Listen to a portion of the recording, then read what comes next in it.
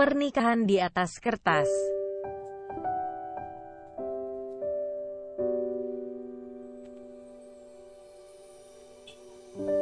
Jangan lupa subscribe ya, dukungan kalian untuk berkembangnya channel novelku. Jangan lupa tersenyum. Kamu berhak bahagia, setidaknya untuk orang-orang yang kamu sayangi. Jangan lupa jaga kesehatan ya.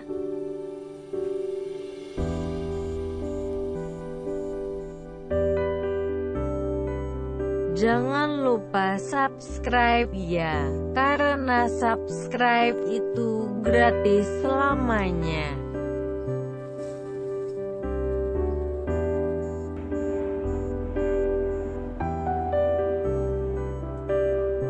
Chapter 37.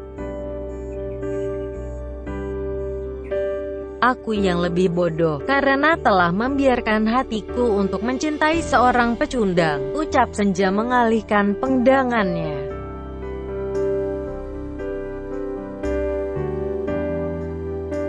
Aku sangat mencintai kamu, tapi aku sadar, perasaan itu gak bisa dipaksakan. Aku akan terus menunggu kamu, sampai kamu juga membalas perasaanku, ucap Fauzan sambil menggenggam erat tangan Senja.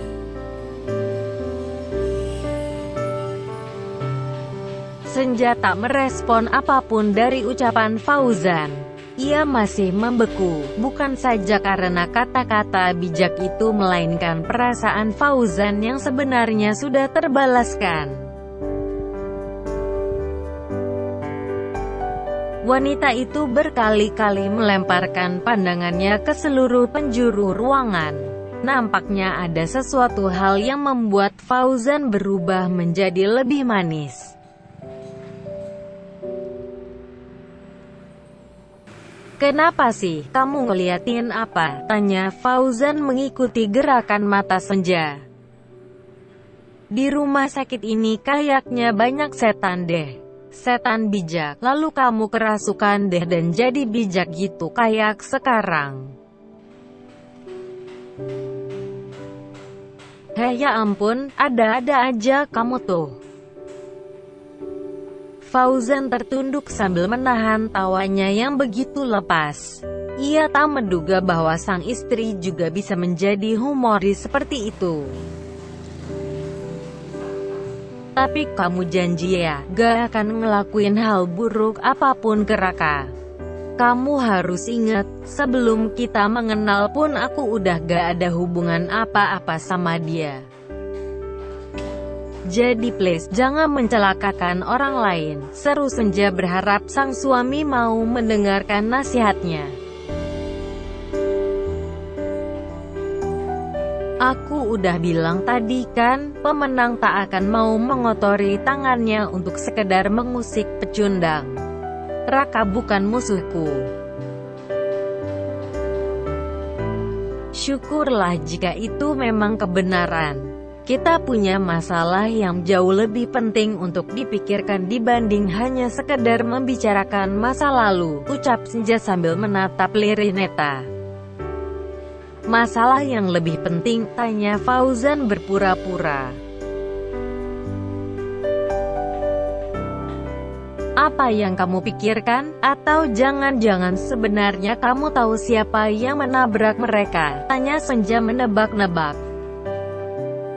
"Kalau mereka terbukti adalah ibu dan adik kandung yang selama ini aku cari, sudah sangat jelas bahwa mereka akan menjadi sasaran empuk para musuhku." "Kamu punya musuh?" tanya Senja khawatir. "Aku ini pengusaha. Banyak proyek besar yang udah aku menangkan, otomatis para pesaing yang aku kalahkan bukan tidak mungkin memiliki dendam tersendiri. Itu udah jadi hal wajar. Bahkan tak ayal, jika keluarga dan orang-orang terdekat akan menjadi sasaran pelampiasan dendam." "Mengerikan. Apa itu berarti aku juga bisa menjadi salah satu sasaran pelampiasan dendam?" tanya Senja sedikit cemas. Bisa saja. Maka dari itu aku selalu menyiapkan beberapa ajudan untuk memata-matai di sekelilingmu. Mungkin setelah ini kamu akan marah dengan sikapku, tapi aku akan terus overprotective sama kamu. Mencegah itu lebih baik dari mengobati, kan? Senja mendengarkan wejangan dari Fauzan dari terus memperhatikan wajah Agnes dan Neta secara bersamaan. Detail-detail wajah mereka begitu menelisik pikiran dalam Senja. Kalau diperhatikan dari dekat, wajah mereka mirip dengan wajahmu deh. Coba kamu lihat deh, bibir Agnes tipis dan alis mata Tante Neta sangat tebal, sangat mirip dengan bibir dan alis matamu. Bolak-balik Senja menyamakan wajah Fauzan dengan wajah Agnes dan Neta. Sesekali ia juga mengeritkan dahinya karena tak percaya dengan kemiripan itu. Kamu begitu hafal dengan struktur wajahku ya? Sampai kamu bisa-bisanya menyamakan detail wajah mereka dengan wajahku, tanya Fauzan penuh percaya diri. So confidence.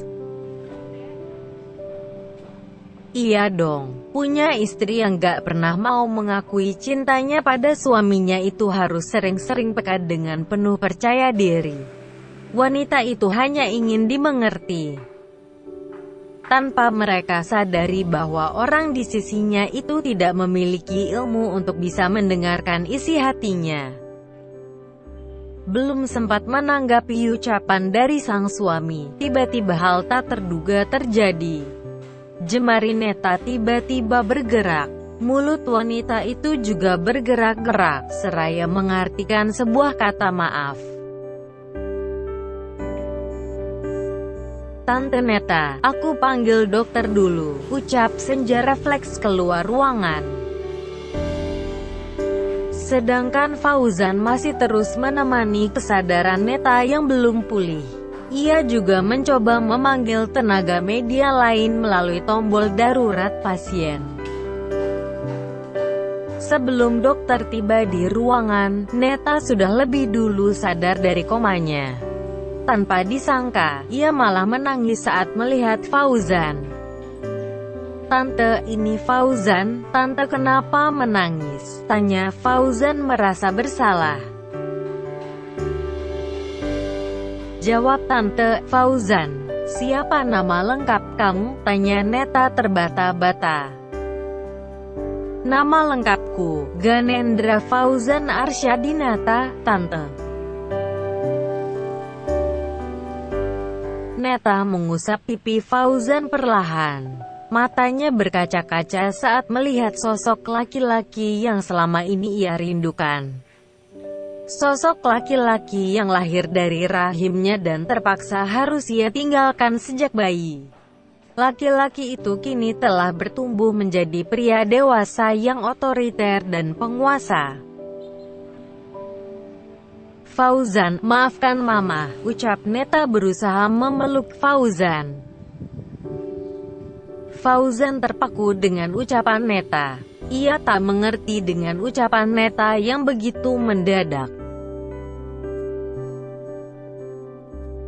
Tapi justru Fauzan merasakan adanya gejolak rindu yang tak tertahankan dalam lubuk hatinya. Kerinduan yang tak pernah terlampiaskan selama bertahun-tahun, kini terasa mengejutkan telah terwujud.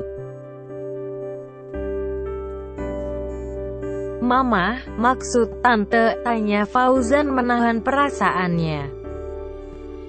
Kamu adalah Fauzan, anakku yang pernah aku tinggalkan bersama Haris Arsyadinata, karena keegoisan diriku sendiri, ucap Neta menatap lirik Fauzan. Mama, tanya Fauzan yang masih tak percaya. Iya sayang, maafkan Mama karena telah meninggalkanmu dulu dan memisahkan kamu dengan adikmu, ucap Neta menitikkan air matanya. Jadi, Agnes adalah adikku? Tanya Fauzan untuk meyakinkan diri. Neta menganggukkan kepalanya sambil tersenyum. Kakak beradik yang sudah lama terpisah jarak dan waktu itu akhirnya bertemu di waktu dan tempat yang tak terduga. Saat Fauzan hendak menghampiri Agnes, dokter dan suster pun datang. Langkah mereka juga diikuti oleh Senja dengan raut wajah yang begitu khawatir. "Dokter, silahkan periksa keadaan mama saya," seru Fauzan memberikan ruang pada dokter. "Baik, Pak."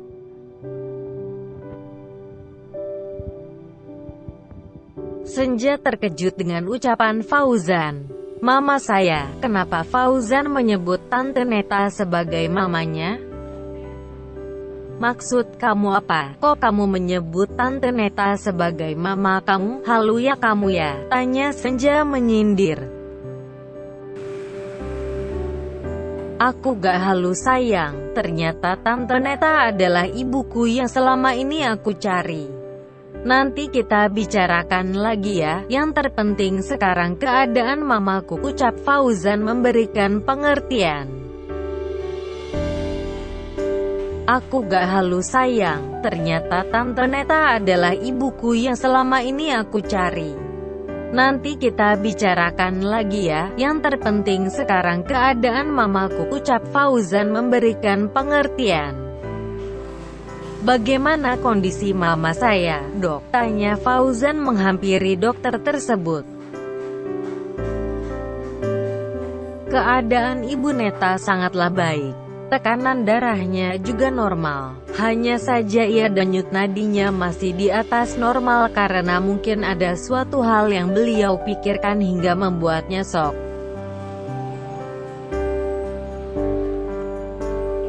Fauzan begitu mengerti dengan apa yang diucapkan sang dokter. Neta memang shock, bukan karena peristiwa itu, melainkan pertemuannya dengan anak kandung yang membuat tubuh wanita parubaya itu merespon. "Baik, terima kasih, Dok. Saya akan berusaha menenangkan pikirkannya lagi." "Baik, kalau begitu saya permisi dulu," ucap sang dokter berpamitan diri.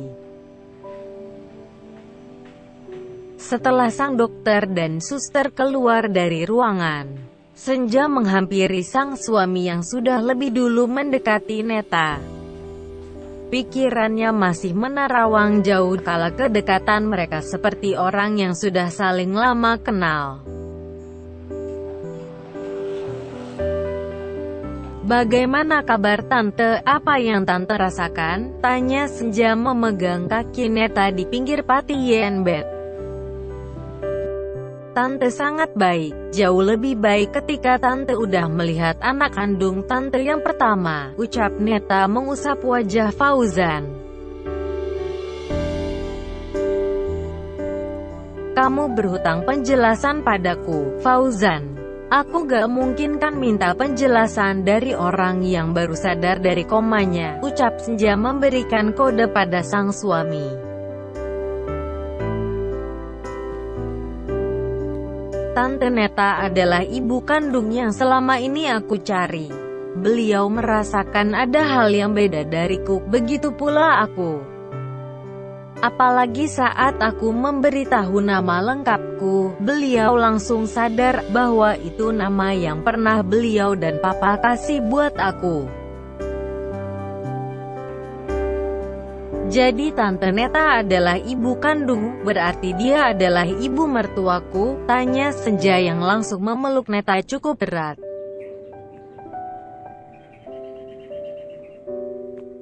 "Tante sangat bahagia karena kamu yang telah mendampingi anak sulung Tante, Senja. Fauzan sangat beruntung memiliki kamu," ucap Neta dengan begitu lembut. Keduanya pun berpelukan begitu erat. Mereka menyalurkan segala kerinduan yang seakan mengikat erat urat saraf mereka. Ketika sang ibu dan menantunya sang melepaskan perasaan, Fauzan memisahkan diri dari mereka. Ia mengambil ponselnya dan menghubungi dial asistennya. Halo Din, hentikan pencarian mengenai keluarga almarhum Bu Neta. Sekarang kamu fokus pada penyelidikan pelaku penabrakan Ibu Neta dan Agnesia, seru Fauzan memerintah.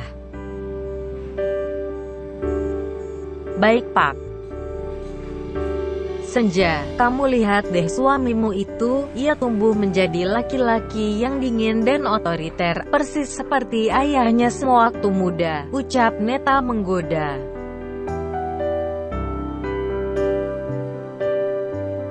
Fauzan tersenyum saat mendengar ucapan Neta. Ia tak ingin berkaca untuk dirinya sendiri, karena memang sebenarnya ia sudah tahu bagaimana karakter dirinya sendiri.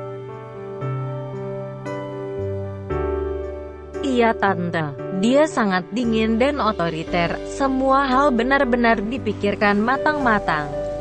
Tapi sayang, dia galak banget tante, ucap Senja mengadu pada Neta. Oh jadi selama ini kamu sering digalakin sama dia, tapi kamu gak pernah dipukulkan sama dia, tanya Neta khawatir.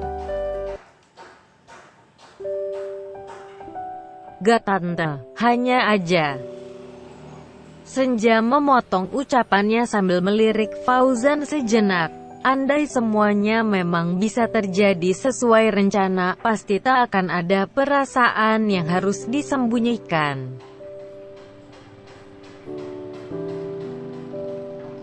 Hanya apa sayang? Tanya Neta penasaran. Hanya aja, tatapan Fauzan yang begitu tajam selalu membuatku meleleh.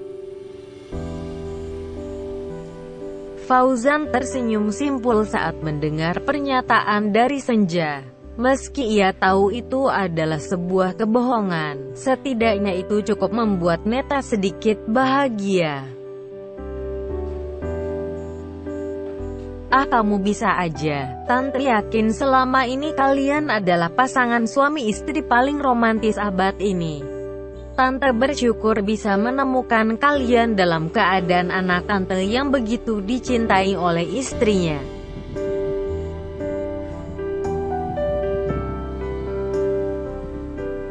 Fauzan berbalik badan menyembunyikan sedihnya. Ia hanya bisa mendoakan apa yang diucapkan Senja akan segera terkabul. Sebenarnya terpaksa sih tante, abis Fauzan galak banget sih tante, ucap Senja mencoba mengalihkan pembicaraan.